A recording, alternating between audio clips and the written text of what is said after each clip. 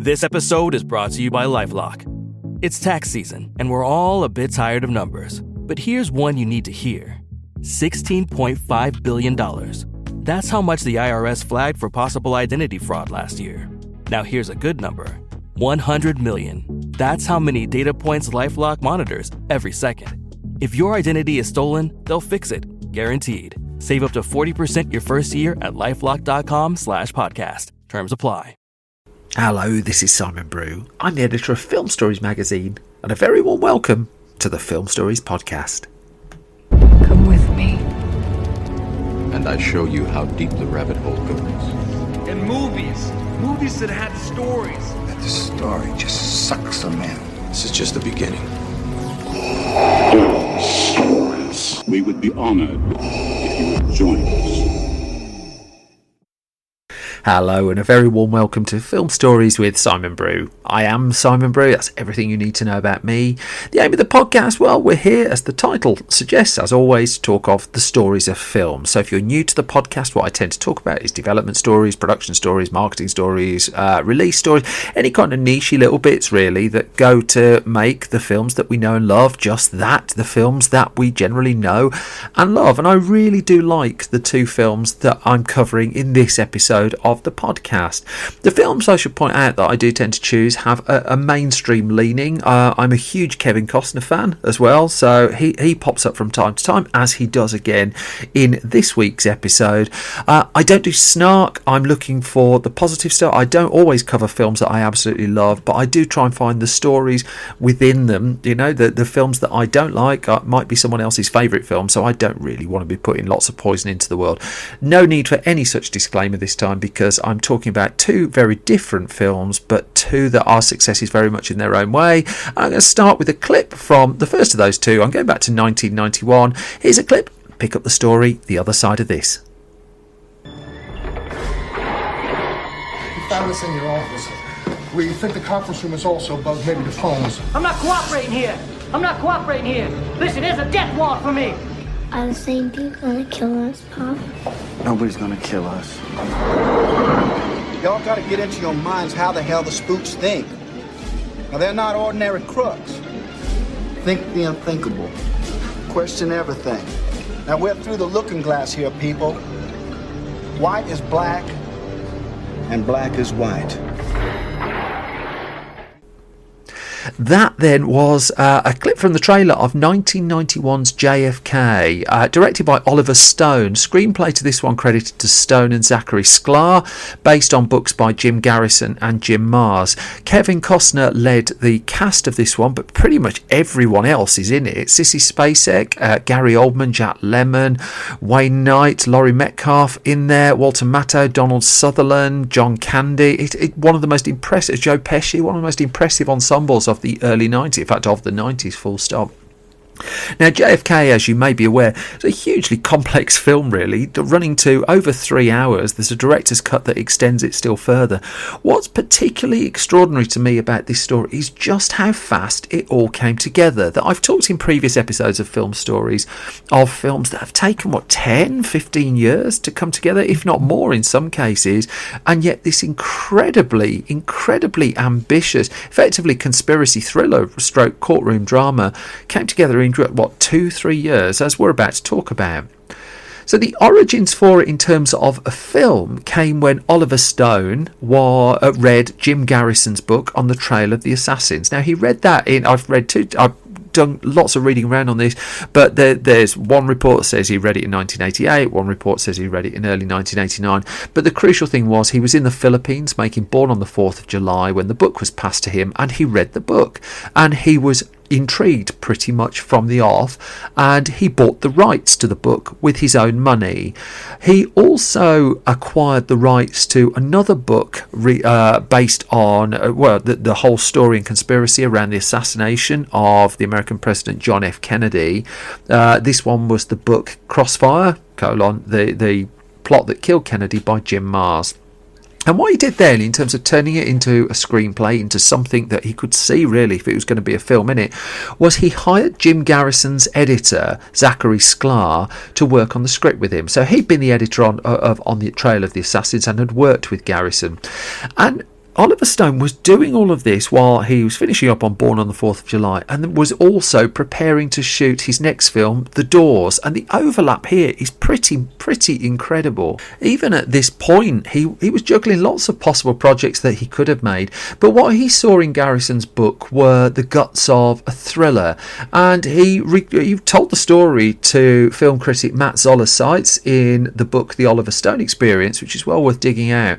And Stone said, "Here is an official crime that happens. We show it conventionally at the beginning, and a bit like in Z, which is the Costa Gavras film, we go and peel it back. The prosecutor goes after the guys the investigation points him to, but finds out they're fascist thugs working for the government. He peels back the onion and finds some government element is deeply involved in the murder. He brings the cases, and of course at the end they're all destroyed because the government lets everybody go and destroys the case. Garrison started that case and he was destroyed, but he's the only public official who went there, and he should not be derided." And that's really what locked Oliver Stone in, that he was intrigued by the Kennedy assassination. He was intrigued by the convenience. I'm not going to get into the depths of the politics of it, but he was intrigued by the convenience of the single assassin theory that Lee Harvey Oswald killed Kennedy, and Garrison's book really opened his eyes to that.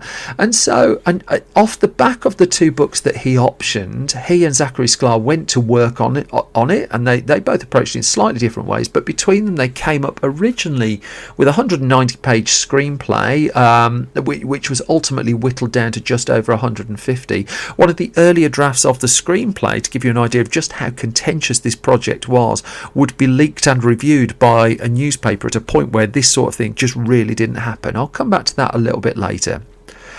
Now, it's Oliver Stone. Now, when we talk about Oliver Stone, we generally think of him as quite a controversial director, just off the base of his films, never mind stuff he does outside of his film work, but a controversial director and a provocative director.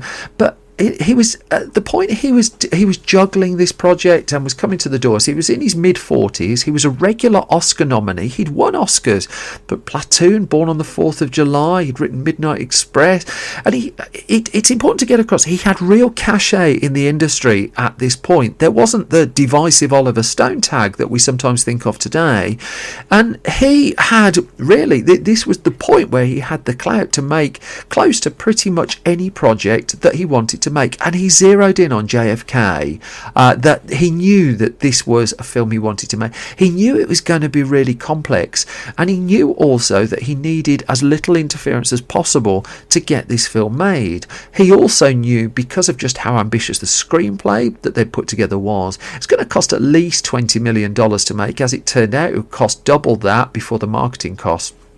And so he knew really that he needed a studio at some point on board with the project.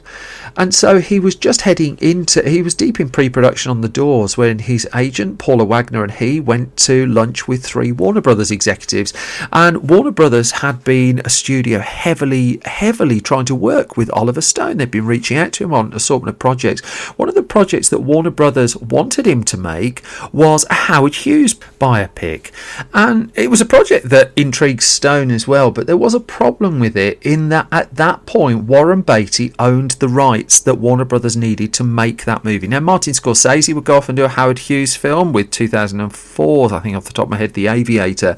But in the case of Warren Beatty's, to give you an idea of how long it takes Warren Beatty to work his way through a project and commit to it, and we touched on this with the Dick Tracy episode of Film Stories I did a while back, Beatty's or Howard Hughes film would not come out until 2015. It would be Rules Don't Apply, and it would pretty much come and go at that point.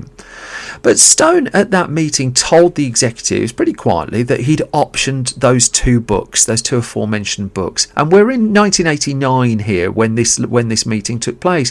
And Warner Brothers was surprisingly very interested. But Stone also knew that Warner Brothers co-boss Terry Semel had been involved with political films in the past, that he'd worked on stuff like All the President's Men and The Killing Fields. And Stone said in interviews that he went to Warner Brothers too because, quote, "I didn't want the script going all over the world to be bid on and read. I knew the material was dangerous and I wanted one entity to finance the whole thing, and the history of Warner Brothers, given Terry Semel's record of political films, was my first choice."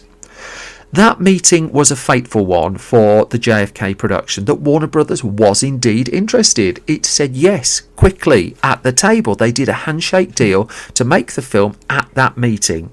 And this was a relief to Stone for many reasons, obviously. I mean, firstly, he got his film funded, but also he was very wary of the script going out into any kind of bidding war. He didn't want to send it out to lots of studios because he knew it'd leak, and he knew it would leak, and he knew that there was going to be pushback on this film. He didn't go into it naively, although he would admit in time, as I'm going to come to later, that he was surprised at just the level of backlash and impact that the movie had.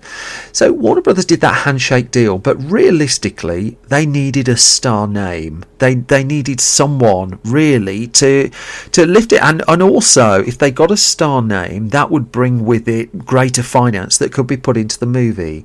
And that's where Paula Wagner, Stone's agent at the time, came in, because she helped interest Kevin Costner in the movie. Now, he wasn't the first choice. There were for the role of Jim Garrison in the movie, Stone actually met Mel Gibson, and they had what was rumoured to be quite a frosty meeting in the end, and that went nowhere. Harrison Ford also was on the list, but at that point Harrison Ford was taking a break from acting. He was just having a year out, effectively, and as it turned out, Costner would be looking to have a year out as well at this point. Now, Harrison Ford and Costner, just as an aside, both of them were up for, to differing degrees, for the lead role in Steven Soderbergh's Traffic, much later down the line. That Harrison Ford at one point was going to be the lead of that when he was looking for slightly more ambitious projects, but he ultimately got cold feet and ducked out of it, whereas Costner lobbied heavily for the role that ultimately went to Michael Douglas. In the case of JFK, well, Costner was quite reluctant, really, and he was said to have turned the film down at first. James Woods, who'd worked with Stone on Salvador, had heavily lobbied for the role of Garrison as well. That's one story that came out. But Stone wanted, at this point, he wanted Costner, and it was The Untouchables, which I've covered in a previous episode of the Film Stories podcast, that was one of the reasons why, that he kind of saw that everyman Hollywood leading man, almost that James Stewart kind of role, that gave the film some gravitas, gave the audience a way in, and so he offered the role to Costner, and Costner turned it down in the first instance. He had been looking to take that break, although Stone would send the script to Costner's then wife, who was one of the key reasons in convincing Costner to take the role on in the first place. But also the actor went away and researched the material himself, that he met with, at Stone's suggestion and help really, Garrison's supporters and critics.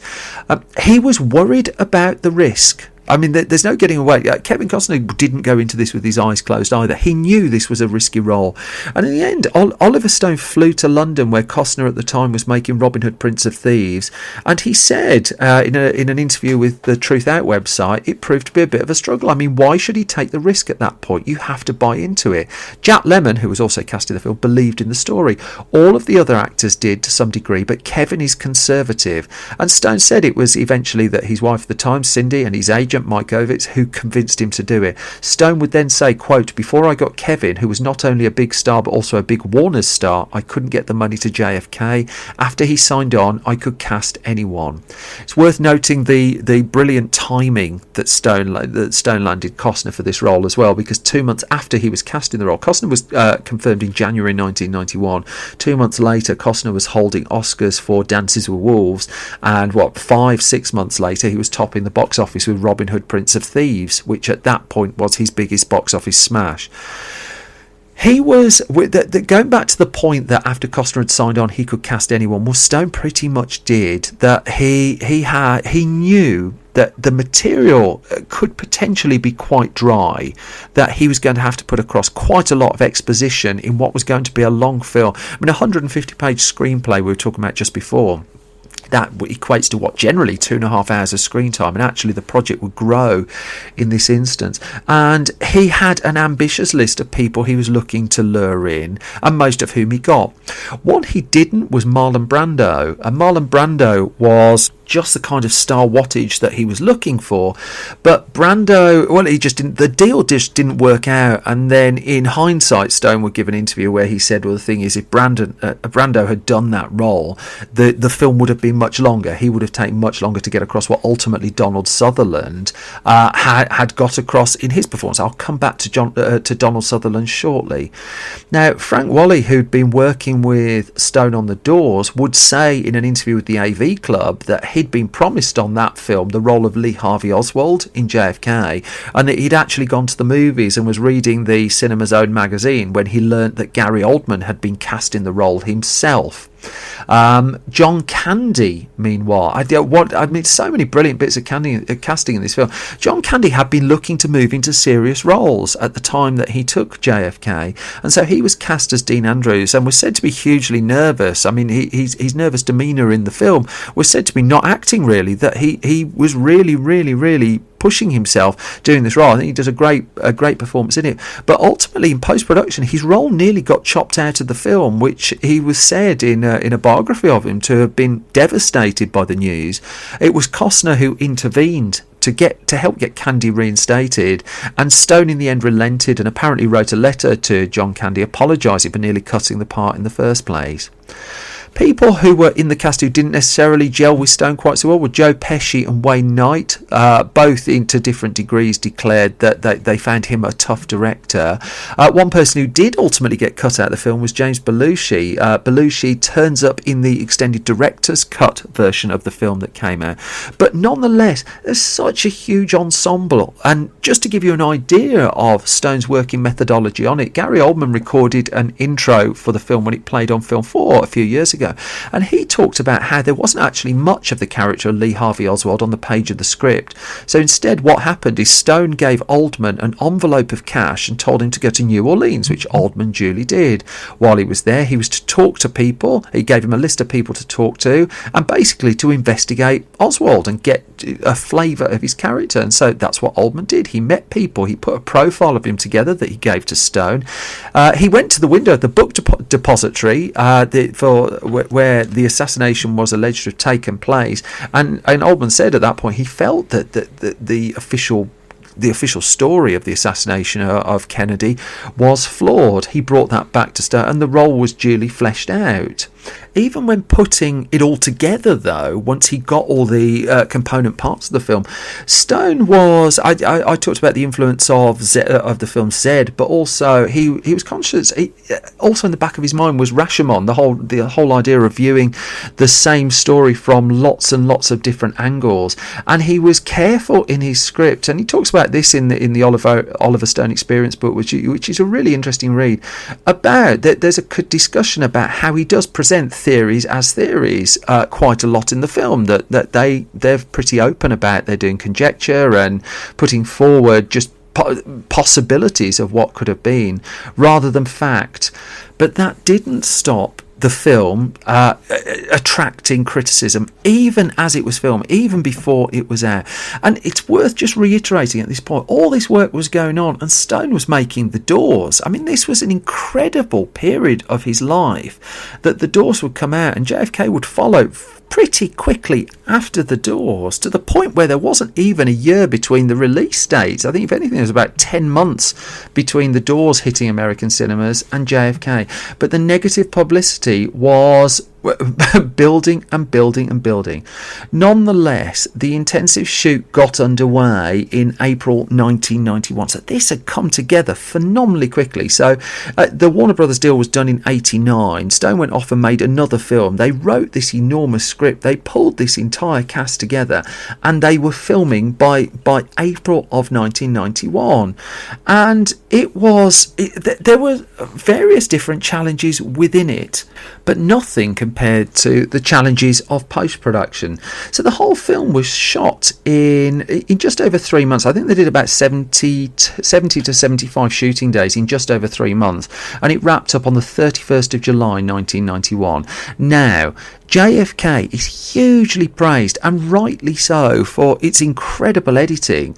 And so let's just put that into some kind of context before we get into a little bit of the detail of that. It wrapped in July 1991. It was in cinemas less than 5 months later. They had to assemble, cut, re-edit and put together really quite an innovative edit in under 5 months. In fact, well under 5 months, because as I say often on this podcast, this wasn't the era of digital distribution. that prints had to be struck. They had to be carted around physically around the country. So really, he had about 4 months they all had about 4 months to put the film together. And it would be remiss of me at this point not to acknowledge the film editing credited to Joe Hutching and Pietro Scalia.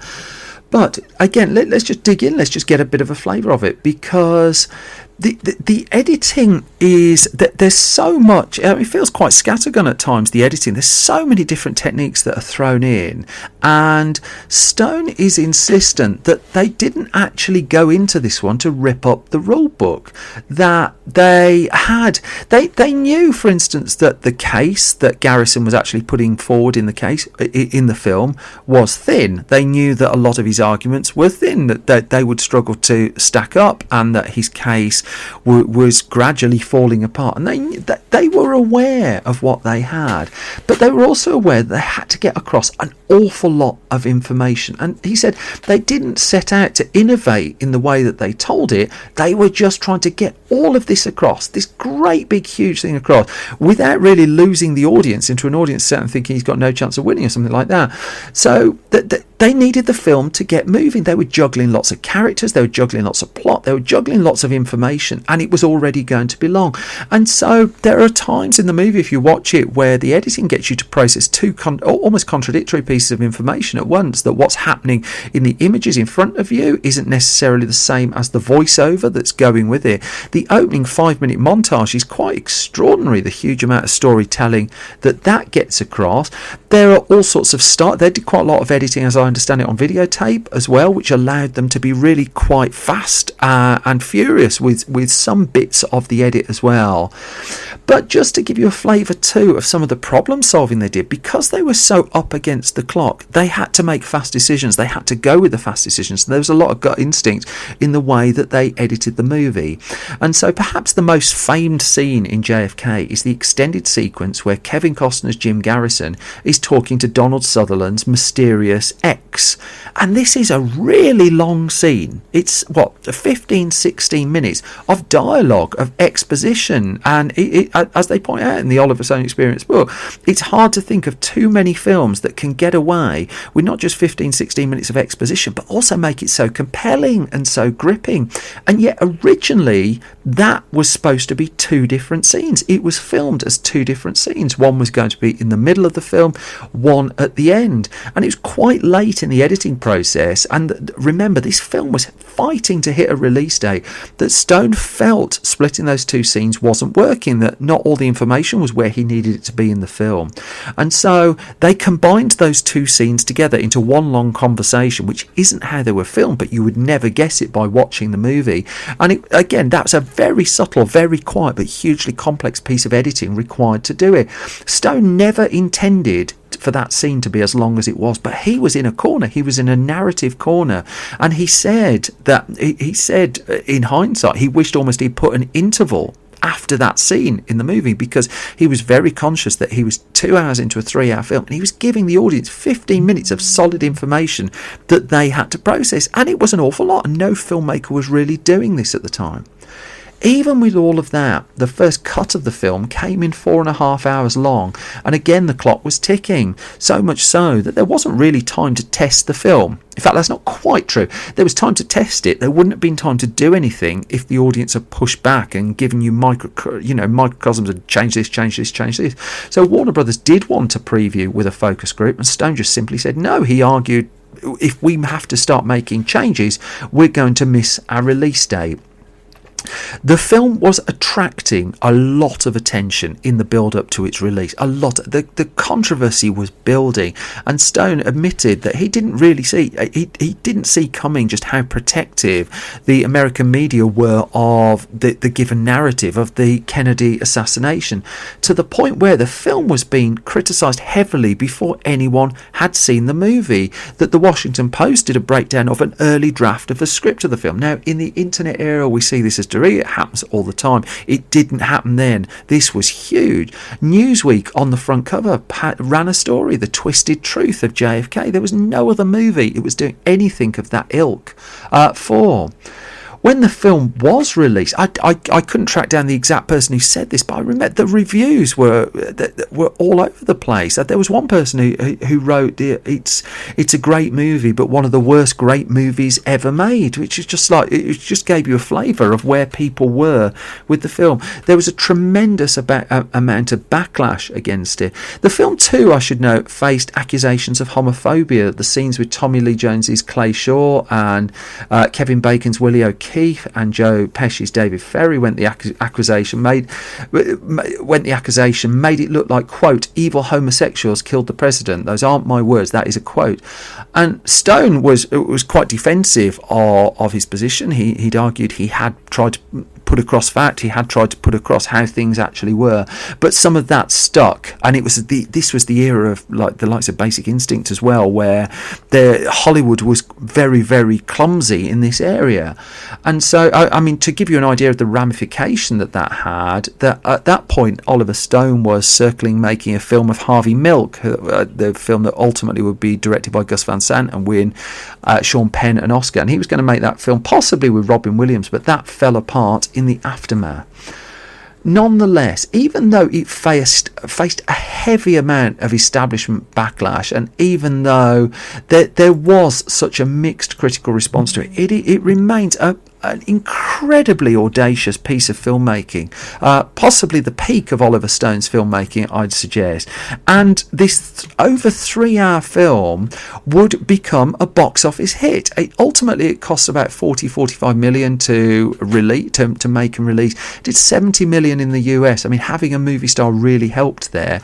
And it did another 130 million overseas. And its worldwide gross $200 million, to the point where the 3-hour 9-minute cut was allowed to get longer for a subsequent video release. We got a double video set in the UK, I distinctly remember that, which added, for instance, an intimidation scene with Jim Garrison at an airport, and it just adds a little bit extra and adds a little bit more colour to the movie.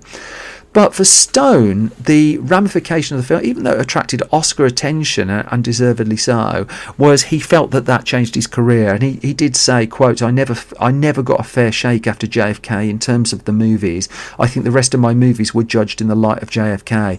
And he did feel that he was given this tag of a controversial director and divisive, and all of those things I was talking about at the start. His follow-up movie, Heaven and Earth, which was his third, you could argue JFK is a Vietnam movie to a degree, but Heaven and Earth was supposed to be the closing part of his Vietnam trilogy, and that just completely bombed. It was critically lambasted and did nothing at the box office, and all of a sudden one of the most hugely successful directors in Hollywood of the 80s, certainly in terms of awards attention as well, was struggling. I will come back to one of his films, Natural Born Killers, in a future podcast. But JFK lives on. I mean, it led to documents being released, and it continues to be seen, and it continues really to pose questions on both sides of the argument. But I also contend that for a mainstream piece of filmmaking, we saw nothing like it in the 90s. I don't really think we've seen anything like it since. And it's what could happen in the early 90s when you had a director that just had that moment of power, who just got the movie star who had that moment of power, and a movie studio with a boss at the time who just really believed in a project. And as a consequence, this hugely risky endeavour got made, and it remains a really striking film. And what do you know? It's a box office hit too. I've waffled on quite a lot about JFK, so I'm going to move really quickly with my mid-podcast plugs. If you can, I'm an independent publisher. I don't have a huge publishing company behind me. If you can subscribe to this podcast, if you can ideally leave a nice review of it, that hugely helps. Likewise, Film Stories is also an independent print magazine, as is Film Stories Junior, which is for under 15s. You can buy copies of both of those at filmstories.co.uk. I hugely appreciate your support. But I'm going to move on quickly to the second of the two films I'm going to talk about in this episode of Film Stories, and I'm going to crack on and play you a clip. Story, The Other Side of This. Touchstone Pictures presents a story for every guy who's ever tried. You never give up, do you? Was that a yes? No. Well, then was that a no? No. Every girl who's ever hoped. This is not good. And anyone who's ever been taken completely by surprise. She kissed me. Where? In the car. 10 Things I Hate About You. And that is a clip from the promo for 10 Things I Hate About You, released in 1999, directed by Gil Younger. The writing credits for this one, the uncredited basis of it was William Shakespeare. I'll come to that in a second. But the script was written by Karen McCullough and Kirsten Smith. I talked about them fairly recently when I covered Legally Blonde on the Film Stories podcast. The cast were, of course, led by the late, great Heath Ledger, Julia Stiles as well, brilliant in this, Joseph Gordon-Levitt, Alison Janney with one of my favourite cameos, Daryl Mitchell as Mr. Morgan as well. So many wonderful performances in this movie, actually. But the late 90s when this came about, well, this was a real purple patch for the teen movie, that there was a bit of an explosion, really, and real Hollywood interest. And so two young screenwriters, Karen McCullough and Kirsten Smith, came up with an original script looking to capitalise on that, and they used as the basis of it William Shakespeare's The Taming of the Shrew. And that screenplay came to the attention of producer Andrew Latzar. Now, Latzar, again, this is another story where it all comes together really quite quickly. This was the right project at the right time for Hollywood.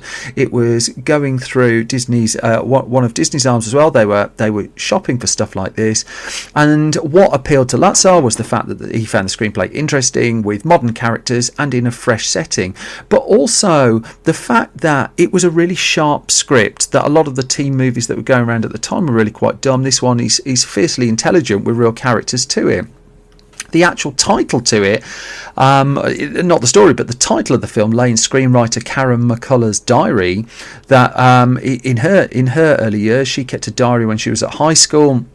And she wrote down one day what she didn't like about her boyfriend at the time, and she wrote down 10 things that she hated about him. And what do you know? That's where the title of the film would ultimately come from. When they went away and penned the screenplay, then when Smith and McCullough put this script together, hoping to take advantage of that teen movie explosion that was going on, they had it optioned and greenlit within 6 months. Incredibly fast. But not just that, the green light actually stood as well, that the movie was subsequently made, and this one went ahead. Now, it's worth noting that the original script that they put together was darker than the version that was ultimately filmed, that there's the character of Mandela in the movie. It was overtly suicidal in the earlier draft of the film, but they got it into a shape that was ready for filming. But the search was on for, well, who could direct this? And so Gil Younger, at this point, he hadn't directed a movie. Now, since then, he's gone on to do quite a few. That he's made films such as Black Knight, for instance. Nothing really of the prominence or impact of 10 Things I Hate About You, but he's made several movies over the course of his career. But at this point, he was a television director, that he was working on things like Ellen, on Two of a Kind, on It's a Living, and shows of that ilk. And his agent sent him a script for what was posited as a teen version of The Taming of the Shrew, and Younger said, he admitted in the film's notes that came out around the time, that his initial reaction was absolutely not, that he had no interest whatsoever in doing a typical high school movie. He liked the idea of doing a romantic love story, but it was his agent who persuaded him that this was a script that was worth reading, and he did read it, and he fell in love with the script. He was surprised by the depth of the screenplay, and he found the romantic love story that he was looking for in the midst of this script. He liked the strength of the characters, which I think is really one of the huge strengths of the movie, and so he went and had a meeting with studio executives and the producers of the movie, and the following day he was offered the job. It was that quick. The story goes that there were other directors in the mix for this particular one, but this was, it's worth noting, this was a low profile project. This wasn't a huge, headline Variety, front page of Variety kind of thing that this film was going ahead. It's the fact it turned out so well is what really lifted its reputation to what it is today. But Younger was up against a few other people. He got the job. He had real enthusiasm and passion for the idea, and thus that's what resonated with the powers that be. They gave him the work. So then, who would who would take on the roles in the movie. Well, Heath Ledger, of course, takes on the lead role in the movie, but at this point he was an unknown. He was not a movie star at all. He'd appeared in an animal comedy called Paws, headlined by Billy Connolly, as one of those talking dog films, and not a great one. His highest profile role, certainly for British audiences, was his appearance in 10 episodes of the soap opera Home and Away. And so this particular role in 10 Things I Hate About You of Patrick Verona, well, he was up against people like Josh Hartnett and Ashton Kutcher, who were on paper really the favourites for it. But it was Ledger who won them over very, very quickly with his audition, and he brought an awful lot to a character, an awful lot to the role, and also on a practical level, the red car that his character in the film drives around, well, that was Ledger's own car as well. For the also pivotal role of Kat Stratford in the film, well, again, there was a shortlist. Liza Dushku was one of those who tested for that role. That Katie Holmes was also in the running, but what knocked her out of contention in the end was the fact that she was just being cast in Dawson's Creek at this point, and as a consequence, she couldn't fit the film into the schedule, even if she'd ultimately been offered the role. Also on the radar for the role of Kat was Kate Hudson, but in this instance it was her mum, Goldie Hawn, who wasn't that keen on the script for the film. In terms of the audition, Ledger would admit later on that he'd felt he'd blown his audition for the movie, but it turned out, unbeknownst to him, pretty much as soon as he walked through the door, that they felt he pretty much captured what they were looking for. And I know that there's a degree of kind of two-dimensional press blurb to this, but there did seem to be quite a lot of genuineness and affection for him, and the fact that he pretty much blew them away as soon as he walked through the door. Joseph Gordon-Levitt, meanwhile, well, this was very, very, very early in his career. He was, 16, 17 years old when he landed what would turn out to be a crucial role in the movie. He did have film experience at this point, it's worth noting. He worked in films such as The Juror. I mean, do you remember that one? Very few people do. He was in A River Runs Through It. He had a small role in Beethoven, if you're really looking. But the role of Cameron James in 10 Things I Hate About You, well, he too admitted he didn't want to do a high school romantic comedy. He was more looking to do independent fare, and he admits that at that point he told the New York Times, the truth is, quote, I was a naive or stuck-up 17-year-old. He would ultimately take on the role in the film. Filming then was scheduled to begin in June, at the start of June in 1998, with the idea being just a 2-month production. But this was a movie that was going to have to be filmed on location, and that presented some problems because originally they were going to set it in Los Angeles, and then 6.5 weeks before filming was due to begin, they moved to Seattle, with a view of filming pretty much the entirety of the movie there. But then they got sent pictures of a high school in Tacoma, Washington, called Stadium High School, and their original thought was they'd go and shoot some exterior work there. But then when they visited the school, they kind of figured, no, we need to shoot the whole thing there. This was a school that had its own stadium, and they just felt that this was the key location for the movie, and thus once again they relocated. That they changed their plans pretty much late in the day as to where to film 10 Things I Hate About You. They would shoot the film entirely on location in the end in Washington.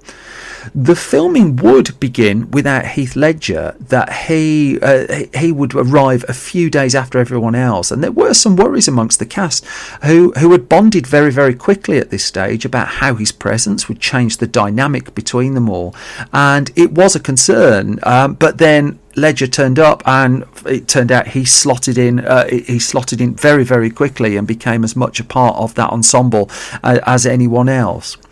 Julia Stiles, I think, is brilliant. I just genuinely think Julia Stiles is brilliant anyway, but I think she did really interesting work even early in her career, that off the back of 10 Things I Hate About You, she'd land a teen movie called Save the Last Dance. I think that's a really good film as well, and I think Stiles in this film is as good as anyone in it. I don't say that lightly at all. She does do a drunk scene in this one. She hadn't been drunk before, and it's the scene where she gets up and she gets gets up, she's drunk, and she dances, and it goes completely against what her character's done to that point. And Gil Younger was a little bit worried about this, to the point where he consulted singer Paula Abdul with a view of getting a choreographer in to help Styles do that particular scene, but she was insistent that she could do it without the help. And Younger on this one, he went with his gut instinct on it, and that what you see is what Styles did with no help at all, really.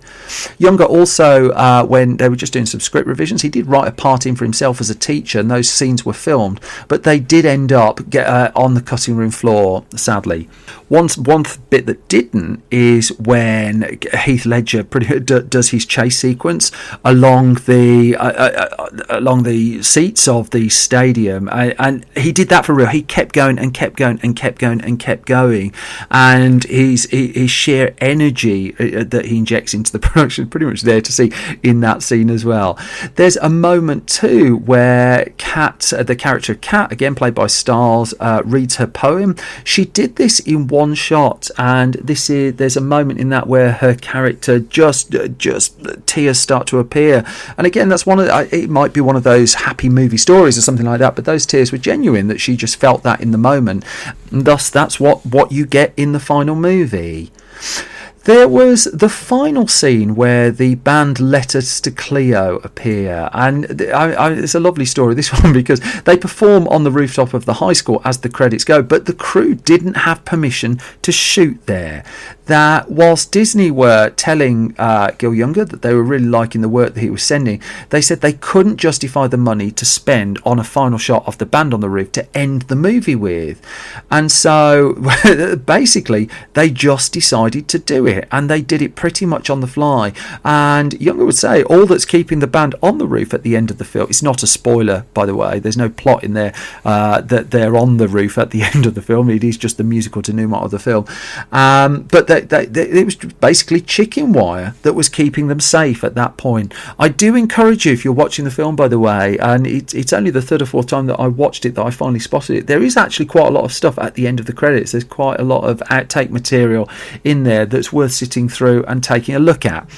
The film ultimately would cost about $16 million to make, and it was released into cinemas on March the 31st, 1999 in the US. We had to wait a little bit longer for it in the UK, and it was a pretty instant hit. That critics were generally quite kind to it, although I'd say its reputation has strengthened over time as people have really given it a bit more of the respect that it deserves. I think it's a really smart film, actually. The film would go on to make over $50 million worldwide on its original release, and it would become a strong video and DVD hit as well, to the point where there was a legacy to this one as well. That, for instance, a spin-off TV show would follow a decade later. It wouldn't last for too long, but then there was the curious case of the sequel that really never was.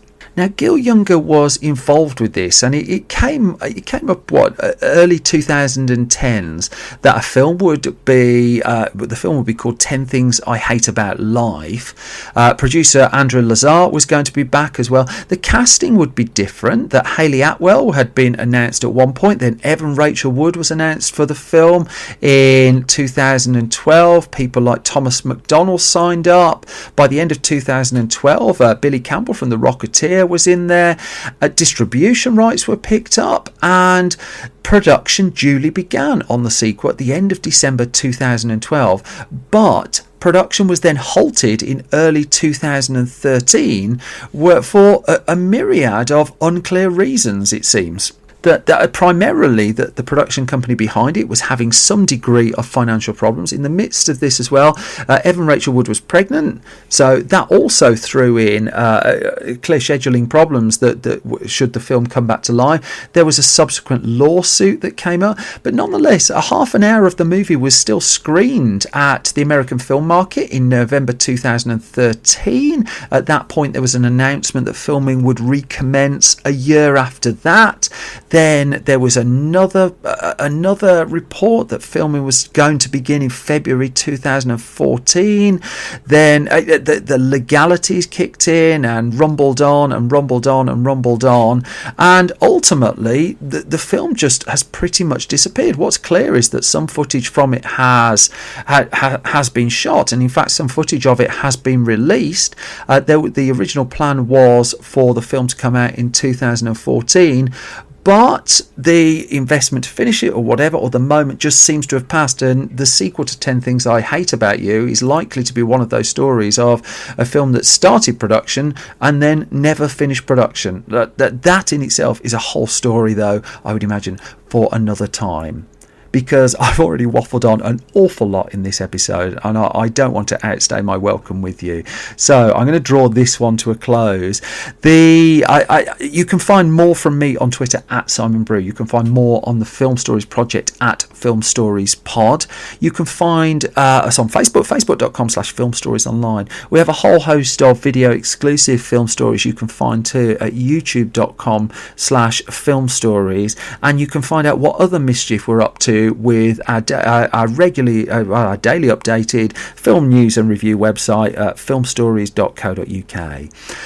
I'm going to be back a little sooner than usual with a special episode of Film Stories to tie into an upcoming release just in a few days' time. For now, though, as always, thank you so much for your support. Thank you so much for listening. I can't commend the two films in this episode to you enough. So while I go off and write another episode of Film Stories, why don't you pop off and watch those? You all take care. Thank you very much. Bye-bye.